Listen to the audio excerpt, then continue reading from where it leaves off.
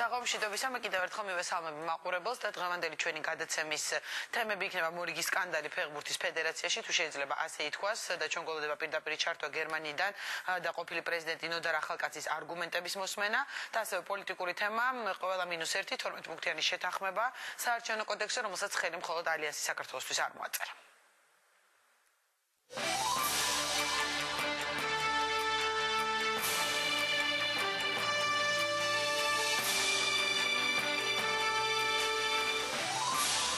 მორიგის სკანდალი ფეხბურთის ფედერაციაში სპორტის დეპარტამენტი და ახალი პრეზიდენტი ყოფილ ხელმძღვანელს მილიონობით ლარს ედავება. ფედერაციას გააჩნია ვალი 9,867,084 ლარი. საქართველოს ფეხბურთის ფედერაციის ყოველთვის ჰქონდა იმაზე ნაკლები შემოსავალი, რამდენიც რეალურად შეიძლება და ქონოდა ხარჯი. რაში დაიხარჯა ქართული ფეხბურთისთვის გამოყოფილი თანხა და რა არგუმენტები აქვს გერმანიაში მყოფ ნოდარ ახალკაცს? რას ელოდება ფედერაციის ყოფილი პრეზიდენტი აუდიტის დასკვნიდან? დასკვნიდან გამომდინარე, თუ ვინმე ჩათვლის, რომ ჩვენი ფეხბურთისადმი გაწეული სამუშაო დანაშაულებრივია, რა თქმა უნდა, შესაბამისი ორგანო ამაზე დაფიქსდება. უნდა იყოს თუ არა დახურული ფეხბურთის ფედერაციის საქმიანობა და ჰქონდა თუ არა სახელმწიფოს უფლება მოეთხოვა ფედერაციის ფინანსური ანგარიშები. ინფორმაცია დღესაც ვიმეორებ, რომ ჩვენთვის იყო დახურული, ანუ კონფიდენციალური. რა არგუმენტები აქვს ფეხბურთის ფედერაციის ყოფილ პრეზიდენტ ნოდარ ახალკაცის პირდაპირ ჩართვა გერმანიიდან? სტუდიაში ფეხბურთის ფედერაციის ახალი პრეზიდენტი ზვიად სიჩინავა და სპორტის დეპარტამენტის თავმჯდომარე დავით ნამგალაური. მოისმინეთ ყველა პოზიცია დღეს პოზიციაში. ყველა -1 12 პუნქტიანი შეთანხმება საარჩევნო კოდექსზე და ოპოზიციის და უმრავლესობის კონსულტაციები, რომელიც უკვე პარლამენტში გრძელდება. პარლამენტსაც თავისი ვადა აქვს, მუშაობის ცხადია. ჩვენ უნდა მოვასწროთ აი ამ საარჩევნო კოდექსის მიღება უკვე ადგილობრივი თვითმმართველობის არჩევნებამდე. ედეპეს ინიციატივა რატომ ითხოვდა ბაჩუკი კარდავა შეთანხმებულ პუნქტებზე ყველა სუბიექტის ხელმოწერას? ყველა პარტია, რომლებიც შევთანხმდით ამ სამუშაო ჯგუფის ფორმატში, ხელმოწერით დააფიქსირებს თავის პოზიციას. ყველა პარტია გარდა ალიანსისა ადასტურებს თავის თანხმობას. რატომ არ შეუერთდა ერთობლივ დოკუმენტს ალიანსი საქართველოსთვის და რა ბრალდებებს უყენებს ალასანიას გუნდი კონსულტაციებში მონაწილე პოლიტიკურ პარტიებს? ხელისუფლება ნაციონალურ მოძრაობამ ამ შემთხვევაში და სხვა პარტიებმა თვითონ მიიღეს გადაწყვეტილება, რომ გააკეთონ ის, რასაც აპირებენ, ეს მათი გადაწყვეტილება. არანაირ გარიგებაზე ხელისუფლებასთან არ ვაპირებთ, რომ წავიდეთ და არც ვაპირებდით. გარიგება თუ შეთანხმება, იყო თუ არა რეალური კომპრომისები მოლაპარაკებების პროცესში? ვინ რა დათმოდა, ვინ რა მიიღო? ის რასაც მივახციეთ ჩვენ 25-25 არის გაცილებით უკეთესი ვიდრე არის, მაგრამ ეს ყველაფერი კონსენსუსების გზით მიდის და შეთანხმებების გზით მიდის და ცხადია, ჩვენს მოგვიწია რაღაცაზე ხელის მოწერა, მაგალითად 30%-ზე იმისთან სანასულთ რომ მათ მოეწერათ 25-25-ზე. ჩვენ თითქმის ყველა საკითხზე რაზეც ხელმოწერადები დევს უკვე NDA-ის ოფისში მოვახერხეთ პოზიციათა შეჯერება. შეძლებს თუ არა ხელისუფლება და ოპოზიცია ქვეყანაში მისაღები საარჩევნო გარემოს შექმნას? რა პრეტენზიები აქვთ კონსულტაციებში მონაწილე ოპოზიციურ პარტიებს ერთმანეთთან და ხელისუფლებასთან? პოზიციაში დღეს ალიანსი საქართველოსთვის ერთ-ერთი ლიდერი ზურაბ აბაშიძე, ეროვნულ-დემოკრატიული პარტიის ლიდერი ბაჩუკი კარდავა და პარლამენტის ვიცე-სპიკერი მიხეილ მაჭავარიანი.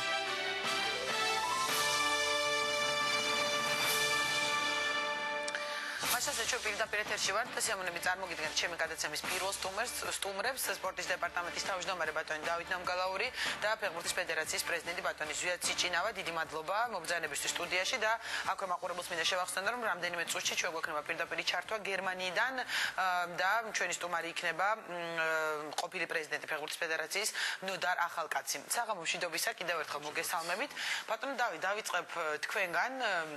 როგორც ასე ვთქვათ, სახელმწიფოს წარმომადგენლისგან ამ შემთხვევაში დღეს იყო პირველი აღმასკომის ხტომა და თქვენ წევრიც ბრძანდებით ამ აღმასკომის ფედერაციაში, ვთქვათ, ახალი მმართველობის პირობებში, სადაც ერთ-ერთი თემა იყო ამ ფინანსური აუდიტის დასკვნა, ვთქვათ, რომელსაც თქვენ გაეცანით, რომელიც ეხება ყოფილი პრეზიდენტის პერიოდს, ვთქვათ, ფედერაციის საქმიანობის.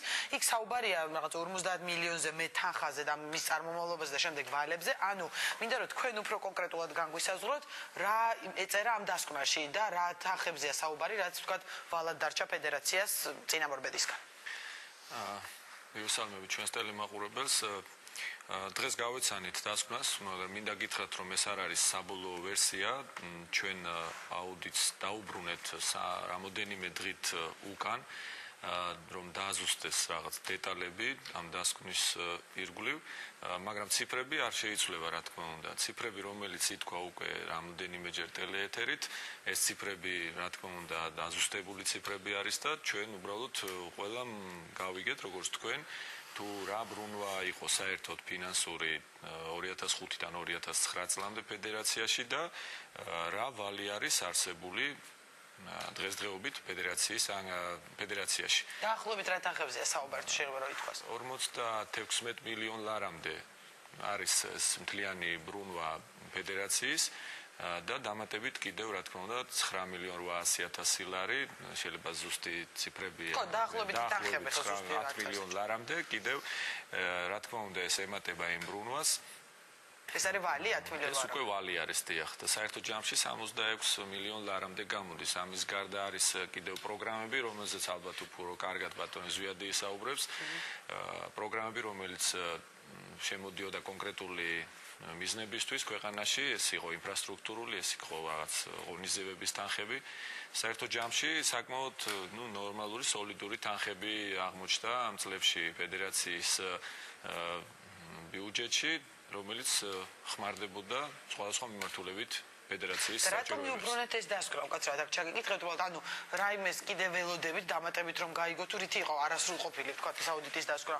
არა, ამ დასკვნაში მხოლოდ ციფრები არ არის, აქ არის ელემენტარულად ყველა კონკრეტულ ციფრზე კონკრეტული დოკუმენტაცია და როგორც იცით ეს ცოტა დაჩქარებული წესით მოხდა ამის გაკეთება, რადგან იწყება ახალი წელიწადი, ფეხბურთის ფედერაციას აინტერესებს თუ რა სასტარტო საწყისი ექნება მას საშუალებები იმისთვის რომ 2010 წელი დაგეგმოს, მათ შორის სახელმწიფოსთვისაც საინტერესო იყო თუ რა შეძლებდა ბიუჯეტით გაეთვალისწინებინა ფეხბურთის ხარდაჭერისთვის, ასე რომ ჩვენ რაც თავარი იყო ციფრები და რეალური სურათი გავიგეთ, ამ შემთხვევაში აღარ არის უკვე დეტალებზე გადაეგზავნა უკან რომ ყველა დოკუმენტი, ყველა მიმოწერა, ყველა ის დეტალი რომელიც აუცილებელი არის ამ დოკუმენტისთვის საბოლოოდ აიკინძოს და რა თქმა უნდა ყველასთვის საჯარო გახდეს. ბატონო ზვიადი, ბატონო დავით თქო რომ უფრო დეტალურად თქვა ფედერაციის პრეზიდენტი ისაუბრებს, ანუ რა ვალებზეა საუბარი მე რას გულისხმობ, იცით რამდენად დააწყვება ეს თქვა ამჟამინდელ ფედერაციას საუბარი რომ თქვა ახალ წლამდე რაღაც ბიუჯეტების განსაზღვრა მიდის და კონკრეტულად რა თემების გამო იხარჯებოდა ეს ყველაფერი, რა ინფორმაცია გაქვთ თქვენ და მე უკვე ბატონო დარსა შევეკითხებით. იხარჯებოდა ფული ფეხბურთისთვის როგორც სურათი არის. დაწერილი დოკუმენტებში გულის ხო? იდეა ხო დოკუმენტებში რაც არის ეს იყო ფეხბურთელების წასვლა, მიღება გუნდების და არაფერი ისეთი მე ახლა საბუთებში ისეთი რაღაც კრიმინალური არ უნახე და დიდი თანხები რო არის არ ვიცი ალბათ ცუდი მენეჯმენტი იყო ჩატარებული და რო დაედო თვალები სასამართლო რო იყო ბატონ ესე ტოპ მიულერის გაშვების პერიოდში იქ სადღაც 970.000 ევროზე იყო ლაპარაკი, ეს ვალი გერმანიაში რომ მოიგო, მაგრამ ანუ ჯარი მისახით იყო საუბარი რომ 2 მილიონი ევრო დაეკისრა საქართველოს გერმანიის სასამართლოს მიერ თუ არ არის სწორი? 3 მილიონ ლარამდე იყო ლაპარაკი. ანუ ორი რაღაცა მასე. და ეს გადაიხადა ფედერაციამ არ შემთხვევაში. დიახ, ხო და ეს ნაადრევად შეწყვეტ ის გამო ხელშეკრულების ხო თუ არ ცოტა გამარტობინდა მაყურებლისთვის ვინც არ არის საქმის კურსში. ძალიან ადრე, არ იყო მოგვარებული და ამას ვეძახი მე ცუდ მენეჯმენტს, იმიტომ რომ შეიძლებოდა იმ კაცთან მოლაპარაკება, უნდა ჩატარებულიყო ჩემი აზრით. და რაღაც ერთობრივი აზრი უნდა გამოეტანათ და რაღაცაზე უნდა იყო დათმობა გერმანიის მხრიდან და საქართველოს მხრიდან, მაგრამ ეს არ მოხდა და ეს ვალი დაედო. ამიტომ ჩადეს მაშინ ეს ფედერაციის შენობა და ჩაიდო 5% აქციების, რომელიც გააჩნიათ პაიჭაძეს სახელობის სტადიონს. გასაგებია და ანუ ეს ვალები დღეს ახლა ფედერაციას მოყვება, ხო? ანუ თქვენი გასასტუმრებელია, თქვენი პირადად არ გულისხმობ ახალი მმართველობის. დიახ, ფედერაციის გასასტუმრებელია, ეს ვალია და არავის ნუ აქ იმედი რომ ამაში არ ამგონია რომ სახელმწიფო დაგვიდგეს გვერდში, იმიტომ რომ სახელმწიფო თავის მხრივ თუ დაგვიდგა გვერდში, დაგვიდგება მარტო ფეხბურთის განვითარებაში და არა ჩვენი შეცდომების შესწორებაში. ეგრე მგონია. გასაგებია, კარგით, ისეთ რომ თქვენთან ბევრი კითხვა მაქვს, მაგრამ გვაქვს საშუალება რომ უკვე ჩავთოთ პირდაპირ ეთერში ბატონი ნოდარ ახალკაცი, მოდით მის არგუმენტებსაც მოვუსმინოთ და შემდეგ უკვე განვაგრძოთ სტუდიაში საუბარი. პირდაპირ ეთერში გერმანიდან ფეხბურთის ფედერაციის ყოფილი პრეზიდენტი გვერდება. საღამომშვიდობისა ბატონო ნოდარ, გესმით ჩემი ხმა? ძალიან კარგი, დიდი მადლობა ბატონო ნოდარ, რომ დათანხმდით მონაწილეობას ჩვენს გადაცემაში და მინდა პირველივე კითხვა აი ამ თემაზე დაგისვათ. ბუნებრივია, რაზეც თქვა ბოლო 2 დღეა თბილისში საუბარია, ირკვევა გარკვეული რაღაც ვალების და თანხების წარმომავლობა თქვენი მმართველობის დროს ფედერაციაში. პირდაპირ გითხრათ, რა ვალები დაუტოვეთ ფედერაციას და აღიარებთ თუ არა ამ ვალების არსებობას, ჯერ ესე რომ დავიწყოთ. კი ბატონო, მოგესალმებით კიდევ ერთხელ ქალბატონო ნინო, მივესალმები ასევე ბატონ დავითს და ბატონ ზვიათს. მე პირველ რიგში მოვედი დღეს საზოგადოებასთან სალაპარაკოთ, იმიტომ რომ იქნება აბსოლუტურად არასწორი სურათი ფედერაციის საქმიანობასთან დაკავშირებით და ჩემს პიროვნებასთან დაკავშირებით. ამიტომ მე ვალდებული ვარ განმარტო ფართო საზოგადოებისათვის, რაში მდგომარეობდა სირთულეები და რაში მდგომარეობდა ჩვენი საქმიანობის ქვაკუთხედები. იმიტომ რომ ფართო საზოგადოებისათვის არ არის ცხადი თუ რას ნიშნავს თანხების ინვესტიცია ფეხბურთში, რა თანხებზეა აქ საუბარი, რა თანხებს ითხოვს ფეხბურთის ინვესტირება და აბსოლუტურად დავეთანხმები მე ბატონ ზვიათს, როდესაც არის საუბარი იმაზე, რომ ფეხბურთის განვითარება სჭირდება დიდი თანხები, რასაც ჩვენ ვაკეთებდით, რაც როგორც ჩანს აუდიტის დასკვნამ გააკეთა. აქ ბატონმა დავითმა ახსენა ციფრი 56 მილიონი, რომელსაც ემატება 9.800.000 სხვადასხვა ვალდებულებები. პირობითი ციფრები სახელდებოდა და რა ზუსტი? პირობითი, დაახლოებით 56 მილიონი, ამის გარდა დაახლოებით 9.800.000 კრედიტები და სხვადასხვა ვალდებულებები. აქ ასევე უნდა ჩავთვალოთ ჩვენ 16 მილიონი, რომელიც სახელმწიფოს ბიუჯეტიდან არის მიღებული ფეხბურთის განვითარებისათვის. ამ 16 მილიონიდან დაახლოებით 80% იხარჯებოდა სამწვრთნელო ხელფასების დასაფარად, დანარჩენი ხმარდებოდა ეროვნულ ნაკრებებს. ამ 16 მილიონიდან დაახლოებით 4 მილიონი ლარი 5 წლის განმავლობაში არის ისევ ხაზინაში დაბრუნებული გადასახადების სახით. დარჩენილი 39 მილიონიდან დაახლოებით 10 მილიონი არის ინფრასტრუქტურული ხარჯები, დაახლოებით 30%. და ბატონმა დავითმა აღნიშნა, რომ აი ამ 56 მილიონს ზევით იყო მიზნობრივი ინფრასტრუქტურული ხარჯები. მე მინდა შევასწორო და ვთქვა, რომ მიზნობრივი ინფრასტრუქტურული ხარჯები ამ თანხაში შედის, ანუ ჩვენ საუბრობთ წლიურ ბიუჯეტზე 11 მილიონი ლარის ოდენობით.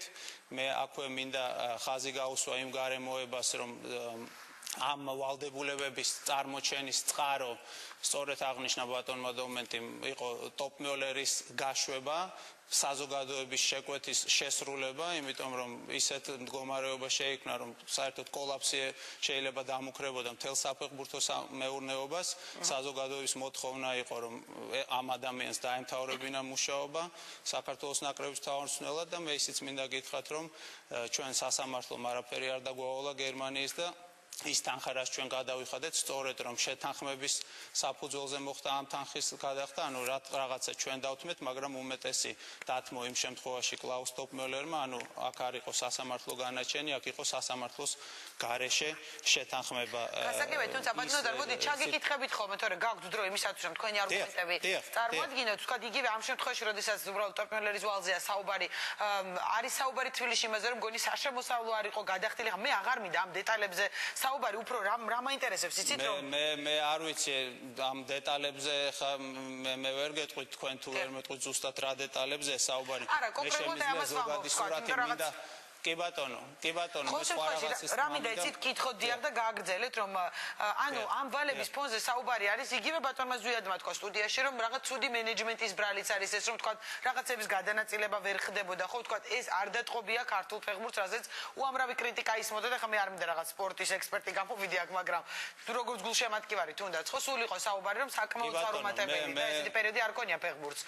აქედან გამომდინარე ისმება ეს კითხვები და უბრალოდ იმიტომ მინდა კითხოთ ბატონო ნოდარ. ამიტომ ვარ მოსული, რომ ამ კითხვებს ზუსტად პასუხი გავცე. როდესაც ჩვენ ჩავიბარეთ ფედერაცია 2005 წელს, მე ისიც მინდა გითხრათ, რომ ჩვენს დაგვხდა ვალები, ჩვენს დაგვხდა უამრავი რამ მოუწესრიგებელი, დაგვხვდა თუნდაც ეროვნული ნაკრების ბაზად წოდებული ადგილი, სადაც ნაკრებს ერთი დღეც არ ქონდა გატარებული და სასტუმროში ცხოვრობდა. ამ ნაკრების ბაზის სტანდარტებამდე მიყვანა ისევ ინვესტირების ხარჯზე მოხდა ყველაფერი ეს, მაგრამ მე სხვა რაღაც მინდა ვთქვა. სახელდება რაღაც ოდიოზური თანხები 45 მილიონი 5 წლის განმავლობაში, რომელიც თითქოს არის ძალიან დიდი თანხა, ჟღერს დაგეთანხმებით ძალიან შთამბეჭდავად, მაგრამ თუ კი ჩვენ და საზოგადოებაც ამას ითხოვს და ჩვენც ამას ვესტრაფოდით ყოველთვის და მეც პირადად ამას ვესტრაფოდი, ჩვენ თუ გვინდა რომ ქართული ფეხბურთი დაუბრუნო ძველდიდებას, თუ გვინდა რომ იყოს წარმატებული და ეს შესაძლებელია მხოლოდ და მხოლოდ პაექრობაში წამყვან საფეხბურთო ქვეყნებთან, აქედან გამომდინარე ბუნებრივია რომ როდესაც ჩვენ წლიურ ბიუჯეტს ვანგარიშობთ სიტყვაზე სხვადასხვა ხარჯებზე 6 მილიონ ლარს მხოლოდ და მხოლოდ მე ამას ესე დავარქმევდი და დავთვლით თუ იმ გარემოებას თუ რამდენი გასვლა ქონდა სხვადასხვა ეროვნულ ნაკრებ გუნდებს დაახლოებით ქონდა ყოველწლიურად 70 გასვლა. საშუალოდ ამ თითო გასვლას ჭირდება 50,000 ლარი. თითო ნაკრების თამაშს ორგანიზებას ჭირდება 300,000 ლარამდე, 250-300,000 ლარი. თუ კი თქვენ ამ ყველაფერს დაიანგარიშებთ, მიხვდებით რომ ჩვენ ან უნდა მოგვეზიდა კრედიტები, ან უნდა მოგვეზიდა თანხები, დაგვებანდებინა ფეხბურთის განვითარებისთვის იმისათვის რომ შევჭიდებოდით თანამედროვე სტანდარტებს და თანამედროვე ქვეყნებთან გაგვეწია პაექრობა ან უნდა გვეთქვა რომ ჩვენ გვაქვს მწირე ბიუჯეტი და მაშინ ჩვენ უნდა დავკმაყოფილდეთ იმითი როგორც ეს ხდებოდა თქვა ჩვენს მოსვლამდე ფედერაციაში 17 წლამდე ნაკრები კი არ გაატარებდა როგორც ეხლა 3 თვეს შეკრებაზე ბაზაზე ნაკრების არამედ შეიკრიბებოდა გამგზავრების წინ აეროპორტში შესარჩევი ციკლის წინ და დამარცხებული იქიდან ჩამოვიდოდა. გასაგებია, თუმცა ბატონო და მაშინ როგორ ახსნით იმ ფაქტს რომ თქვა ყველაზე წარუმატებელი პერიოდი იყო თითქმის ნაკრების ისტორიაში. ეს ბოლო პერიოდი, ამას რატო გეკითხებთ, ისე თუ ამდენი რამ კეთდებოდა თქვა იგივე ბაზებისთვის ინფრასტრუქტურა გასვლებზე საუბრობთ, ხო? მაშინ როგორ ხსნით ამ ყველაფერს? ძალიან მარტივად ხსნით, როდესაც ჩვენ მოვედით ფედერაციის ხელმძღვანელობაში, ქართულ ფეხბურთში არსებობდა თაობათა თაობებში არსებობდა 7 წლიანი დეფიციტი, ანუ 7-8 წლის განმავლობაში ფეხბურთელები თაობაში მე გულისხმობ თითო ასაკში 3-4-5 ფეხბურთელს იყო ჩავარდნა 7-8 წლიანი. ანუ არ იყვნენ ფეხბურთელები, ამას გულისხმობთ? არ იყვნენ ფეხბურთელები. როდესაც ეს ჩვენ დავინახეთ, დავიწყეთ 88 წელს და უფრო პატარა ფეხბურთელების დაწინაურება უფროს ფეხბურთელებთან. ანუ დავიწყეთ იმ თაობის, რომელიც შემდეგი მოდიოდა ამ ჩავარდნის შემდეგ იმისთვის საუკეთესო პირობების შექმნა და ქვევით მოყოლებული თაობებისთვის. ეს სწორედ ის თაობა არის, რომელმაც სექტემბერში თურქეთის ნაკრები დაამარცხა 4-0 ზესტაფონში გახსოვთ. თურქეთის ნაკრები სხვა შორის 2005 წელს 17 წლამდე ევროპის ჩემპიონი გახდა და გახდა მსოფლიოს მესამე პრიზორი და იმ ბიჭებმა, რომლებიც ეს თურქეთის ნაკრები დაამარცხეს 2005 წლიდან ფორსირებული მუშაობის საფუძველზე დაახლოებით 60-მდე საერთაშორისო ამხანაგური შეხვედრა ჩაატარეს და გიხსნით რომ თითოეულ ასე ვთქვათ ამ შეკრებას და მატჩის გამართვას ჭირდება ხარჯები ახალგაზრდულ ნაკრებების დონეზე მინიმუმ 50 ლარი, ეროვნული ნაკრებების დონეზე სადღაც 250-300,000 ლარი. თუ კი ჩვენ გვინდა რომ შევეჭიდოთ წამყვან ევროპულ ქვეყნებს, მით უმეტეს იმის ფონზე, როდესაც ლაპარაკი არის რომ ჩვენ ძირითადი ტიპიური შემოსავლის წყაროები თანამედროვე ფეხბურთში არსებული, ეს არის ბილეთების გაყიდვიდან შემოსავალი და ეს არის შემოსავალი შიდა სატელევიზიო კონტრაქტებიდან. ესეთი შემოსავლის წყაროები სამწუხაროდ არ არსებობს საქართველოში. მაშინ, როდესაც ამ ყველაფერს დაემთხვა კიდევ მსოფლიო ფინანსური კრიზისი, სამწუხაროდ ომი საქართველოში, სადაც შეიზღუდა სპონსორთა შესაძლებლობების თანხების გადახდასთან დაკავშირებით, მთელი ეს ჯაჭვი აეწყო მოვლენათა, ამ შემთხვევაში ბუნებრივია, რომ ჩვენ მაინც ვაგრძელებდით ჩვენი მენეჯმენტის შესაძლებლობებში დაბანდებას მომავალში ქართული ფეხბურთისა. დღეს თუ 17 წლამდე ნაკრები ელიტ რაუნდში ასპარეზობს, ეს შემთხვევით არ მოდის თვითონ ბიჭების ინტერვიუს თუ წაიკითხავთ, ამბობენ რომ 2 წელი ბაზიდან არ გამოსულა ჩეკრებაზე ვართო. თუ კი ჩვენ გვინდა რომ მივახციოთ წარმატებას და ეხლა მე შედარებას აღარ დავიწყებ, თქვათ წამყვანი ევროპული ქვეყნები რას ხარჯავენ და თქვათ თუ კი შემოსავლები თითო თამაშში გერმანიის ნაკრებისთვის კიდევ ერთხელ ვამბობ, შეიძლება ვინმე თქვას, რატო ვედრებით, მაგრამ მოთხოვნა საზოგადოებაშია, რომ ჩვენ გერმანიის ნაკრები უნდა დავამარცხოთ, როგორც აკეთებდა ამას 30 წლის წინ თბილისის დინამო. გერმანიის ნაკრების თითო თამაში გერმანული ტელევიზია იხდის 10 მილიონ ევროს, 25 მილიონ ლარს. გასაგებია, ბატონო და ერთი წამი უკაცრავად უნდა დავამთავრო. იტალია საქართველოს მატჩი როცა იყო იტალიაში ბოლო დღეს გავიგეთ თამაშის წინ რომ ტრანსლაცია ვეღარ ჩატარდებოდა და 9 მილიონი ლარი ფედერაციამ თავის სახსრებიდან დააფინანსა რაისგან იყიდა ეს ტელეტრანსლაცია იმისათვის რომ საზოგადოებას ამ მატჩის ნახვის შესაძლებლობა მიცემოდა. მე იმას აღარ ვამბობ რომ თქვათ თუნდაც ბავშვთა განვითარებაზე 5 წლის განმავლობაში გერმანიის საფეხბურთო კავშირი ხარჯავს 125 მილიონს მარტო ბავშვთა განვითარებაზე მხოლოდ და მხოლოდ. გასაგებია, ბატონო და რომ მესის უკაცრავად ის რომ ეხა მესის სატრანსფერო თანხა ღირს 200 მილიონი და ეს არის ჩვენი 5 წლიანი ბიუჯეტის ასე ვთქვათ 10 მაგი თანხა, ამაზე მე აღარ ვლაპარაკობ.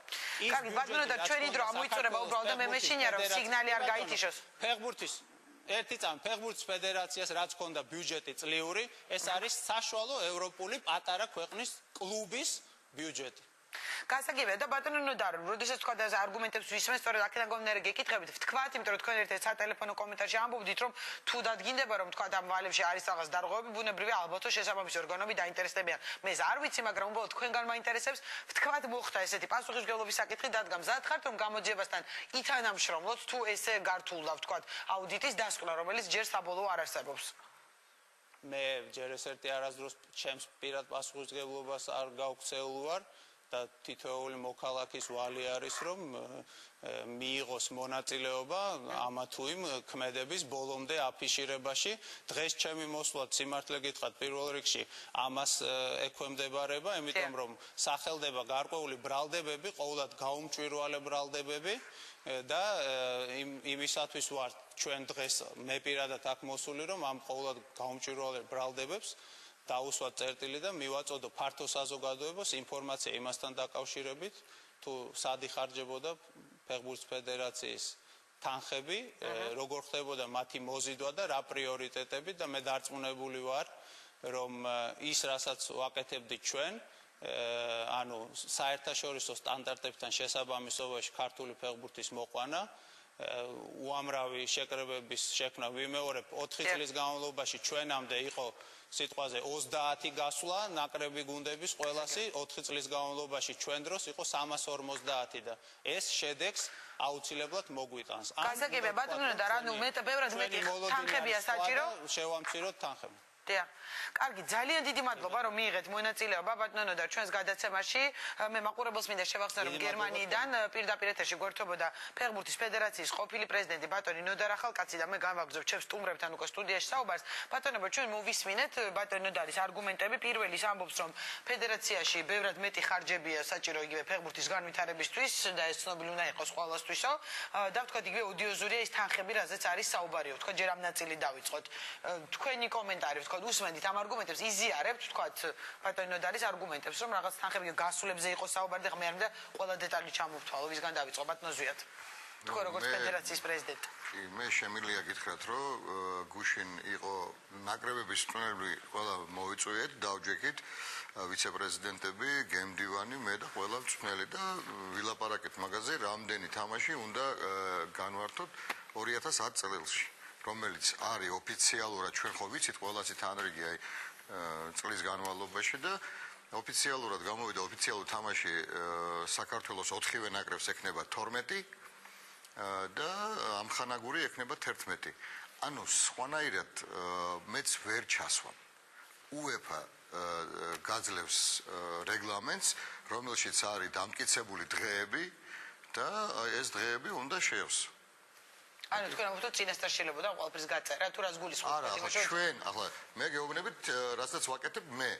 აი ბატონმა ნოდარი თქვა რომ აი იყო 60, 70, 80 ამხანაგური თამაში ვეთანხმები. ეს მაგის მენეჯმენტია და ის ასე მუშაობს. მე მქონდა შეხვედრა შევხვდით ყველა მწვრთნელებს, დავგეგმეთ ამხანაგური თამაშები და ოფიციალური. გამოგვივიდა 20 2 თამაში, არა, უკაცრავად 23 თამაში, 12 ოფიციალური და 11 ამხანაგური. ბატონო დავით, საუბარი იყო რომ ბატონო მოდერმა ჩამოთვალა კონკრეტული თქვა საკითხები, რის გამოც ამ თანხების და თქვა ვალების მერე გასტუმრება გაჭირდა, ეს არის რაღაც შიდა კონტრაქტების, სატელევიზიო ბილეთების გაყიდვა და მე რო კრიზისის დაემთხვა, რასაც სპონსორების შეზღუდვა გამოიწვია, თქვა იყო ეს რაღაც არგუმენტები, მაშინ გასათვალისწინებელი, თქვა რეალურად რის გამოც ბატონო დარი ამბობს რომ რაღაც ვალების დაფარო ვერ მოხდა და თქვა რაღაც კრედიტების აღება დაჭერდა ფედერაციას. იგივე შენობადებს თუ არ ჩნდები ვალებში ჩადებული ხო ფედერაციის შენობაც სამწუხაროდ კი ბანკში არის ჩადებული. პირველ რიგში ძალიან რთული არის ახლა საუბარი, ალბათ კარგი იქნებოდა რომ ბატონი ნოდარი დღეს ჩვენთან ერთად იყოს აქ და როგორც დღეს აღინიშნა აღმასკომის სტომაზე რომ თუნდაც ეს მდგომარეობა ოფიციალურად გადაბარებოდა ახალ ხელმძღვანელობას, მე ვერანაირ პრობლემას ვერ ვხედავ, ეს ფინანსური დოკუმენტი მაინც უნდა შექმნილიყო ნებისმიერ შემთხვევაში ეს ბატონი ზვიადი მოვიდოდა ხელმძღვანელობაში თუ ნებისმიერი ადამიანი ეს ჩვეულებრივი ბატონო უნდა თქვა რომ მეც დავხვდა ვალები ვთქვა ანუ წინამორბედის ანუ ჩვეულებრივად გადაიბარა ფედერაცია ალბათ ბატონმა ნოდარიმაც და ჩვეულებრივად ვალების შემთხვევაშიც დაგეგმა საკუთარი მომავალი წლის გეგმები აქ ვერაფერს გასაკვირს ვერ ვხედავთ უბრალოდ რა თქმა უნდა ეს ну ეხა მესის ხელფასის მეათედი და ესე თუ შევადარეთ ეს საქართველოს არის ეს არის საქართველოს შესაძლებლობები და ეს მილიონები და ყოველი თეთრი ჩვენთვის ძალიან ძვირფასია ხო როგორც ქართული ფეხბურთისთვის განსაკუთრებით რა თქმა უნდა როცა ათეულობით მილიონზეა ლაპარაკი ესეც დიდი ფული არის ქართული სპორტისთვის და კერძოდ ფეხბურთისთვის, რომელიც რა თქმა უნდა არ არის საკმარისი, მაგრამ ის რაც შესაძლებლობები იყო და რა საშუალებებიც ჰქონდა ფედერაციას, ამაზე არის საუბარი, რომ შესაძლებელი თუ იყო, ვსვავთ კითხვას, რომ ცოტა ეკონომიურად დაგეგმილიყო რაღაც მიმართულებები, თუნდაც შიდა აპარატის მომსახურება და ხელმძღვანელობის, ასე ვთქვათ, სახელფასო ფონდები და სხვადასხვა სიკეთეები, რაც საჭირო იყო ფედერაციის მუშაობისთვის და ეს შენიშვნები არის და ეს დოკუმენტი შეიქმნებოდა. როცა საუბრობთ უკაცრავად გაწყვეტინებთ ერთ-ერთ კომენტარში ამბობდით რომ ყველაფერი იყო დახურული ვთქვათ და შეუძლებელი იყო წინასწარ გარკვევა რაღაც დეტალების. ამ კონტექსტში მინდა კითხოთ ვთქვათ იქნება თუ არა უფრო ღია თქვენი მუშაობა ბატონო ზედ არ ვიცი ღია დედახურულში კონკრეტულად რა იგულისხმება ფინანსური საქმიანობაში ჩახედვა და ამ შემთხვევაში აძლევს თუ არა იგივე საერთაშორისო ფედერაციის ვთქვათ წესდება ამის უფლებას ანუ დამოუკიდებელი ორგანოა ხო ფედერაცია და არის ვთქვათ ვალდებული რომ სახელმწიფო ჩაახედოს ყველა ფინანსურ რაღაც ანგარიშებში და საქმიანობაში. ანუ შეეძლოთ მათ დახურული ყოფილიყო მათი საქმიანობა თუ ვთქვათ ვალდებულები იყვნენ რომ უფრო ღია გამხდარიყო. მე ვფიქრობ, როდესაც სახელმწიფო ერთ-ერთი თავარი პარტნიორი არის ფეხბურთის განვითარებისთვის ქვეყანაში, ფეხბურთის ეროვნული ფედერაციისთვის და თითქმის ყველა პრობლემის შემთხვევაში და ყველა დეტალის მოგვარებაში სახელმწიფო არის პირველი მისამართი, როდესაც ფეხბურთის ფედერაციას მაშინაც ბატონი ნოდარის დროსაც და მანამდეც ფეხბურთის ფედერაციას ყოველთვის ხელისუფლება გვერდში ედგა. მე გულისხმობ რაღაც ყოველდღიურ პრობლემაზე ეს და ყოველი ოფიციალური თამაშია თუ საგადასახადოსთან ურთიერთობა თუ ფინანსთა სამინისტროსთან რაღაც კონკრეტული პრობლემები და საპარლამენტო საკითხები რომელიც შეიძლება პარლამენტში განიხილოთ შეღავათებთან დაკავშირებით და შემდეგ თუ კი ყველაფერზე თანამშრომლობთ მე მგონი არ იქნებოდა ურიგო თუ რომ ეხა დღეს ამდენი კითხვა დაიბადა და ამდენ კითხვაზე პასუხი იცემა და ვართ ჩვენ თვითონ გაუგებრობაში რომ ამდენი ვალი არის და ამდენი თანხები იყო და ამდენი საშუალებები.